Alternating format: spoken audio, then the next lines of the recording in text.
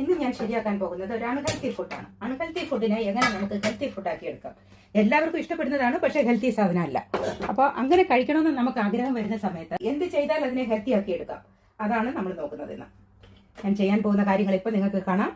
നമ്മുടെ മക്കൾക്കൊക്കെ വളരെ ഇഷ്ടപ്പെടുന്ന ഒരു ഫുഡാണിത്. ഫുഡെന്ന് പറയാൻ പറ്റൂല, അതിനെ ഒരു സൈഡ് ഡിഷാണ്.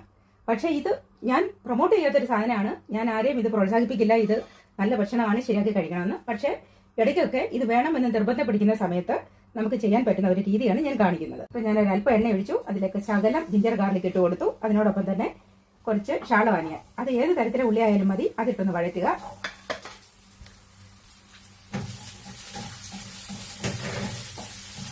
അതിനോടൊപ്പം തന്നെ 2 പച്ചമുളക് കയറിയത്, കുറച്ച് കറിവേപ്പില, കുറച്ച് കാരറ്റ്, ഇത് എത്ര ഇട്ടു. നന്നായിട്ടൊന്ന് വഴന്ന് വരട്ടെ. ഇത് വഴലാൻ തുടങ്ങിയിട്ടുണ്ട്. ഇനിയാണ് അൺഹെൽത്തി ആയ സാധനം ഞാൻ ചേർക്കാൻ പോകുന്നത്. ഇതാണ് ഞാൻ പറഞ്ഞ അൺഹെൽത്തി സോസേജ്, ചിക്കൻ സോസേജ്. ഇതിനെ ഞാൻ ഇതിലേക്ക് ഇടുന്നു. ഈ അൺഹെൽത്തി ആയ സോസേജിനെ കുറച്ചെങ്കിലും ഹെൽത്തി ആയി എടുക്കാൻ വേണ്ടിയിട്ടാണ് ഞാൻ ഇതൊക്കെ ചേർത്തത് ഇതിനകത്ത്. ഇനിയും കൊണ്ട് കുറച്ച് സാധനങ്ങൾ കൂടി ചേർക്കാൻ. എൻ്റെ കൂടെ നമുക്കൊരു അല്പം മഞ്ഞൾ പൊടി ഇട്ട് കൊടുക്കാം. അല്പം മാത്രം മഞ്ഞൾ പൊടി ഇട്ടു ഇളക്കി കൊടുക്കാം. ആ മഞ്ഞൾ ഇതിൽ കിടന്നിട്ട് ഒന്ന് മൂത്ത് വരട്ടെ. ഇതിന് മുളക് പൊടി, മല്ലിപ്പൊടി അതൊന്നും ഇടേണ്ട കാര്യമില്ല. അതൊക്കെ ഇട്ട് കഴിഞ്ഞാൽ ഇതിന്റെ ഫ്ലേവർ പാടെ മാറിപ്പോകും. ഒരുപാട് നിർബന്ധം പിടിക്കുമ്പോൾ മക്കൾക്കൊക്കെ ശരിയാക്കി കൊടുക്കാം. പക്ഷേ കുറച്ച് ഹെൽത്തി ആയ രീതിയിൽ മാത്രമേ അത് ചെയ്ത് കൊടുക്കാവുള്ളൂ. ഒന്ന് അടച്ചു വെക്കാം. ഇനി ഇതിലേക്ക് കുറച്ച് ടൊമാറ്റോ ഇട്ട് കൊടുക്കാം. ഒരുപാടൊന്നും വേണ്ട, കുറച്ച് മതി. ചെറിയ ടൊമാറ്റോ എടുക്കുകയാണെങ്കിൽ അത് ഇതിന്റെ ഇടയ്ക്കിടയ്ക്ക് ഇങ്ങനെ കിടക്കുന്ന കാണാൻ നല്ല ഭംഗിയാണ്. അത് കുക്കാവുമ്പോൾ കഴിക്കാനും നല്ല ടേസ്റ്റാണ്. ആ കളർഫുള്ളായി കിടക്കുന്ന കാണുമ്പോൾ നല്ല ഭംഗിയാണ്. ഇതിനകത്തിലേക്ക് കുറച്ച് കുരുമുളകിന്റെ പൊടി ചേർക്കുക. അതിൻ്റെ അകത്തിലേക്ക് കുറച്ച് ക്യാപ്സിക്കം ഇട്ട് കൊടുക്കുക. നമ്മുടെ അൺഹെൽത്തി ആയ ഫുഡിനെ നമ്മൾ ഹെൽത്തി ആക്കി നല്ല കളർഫുൾ ആക്കി എടുത്തില്ലേ.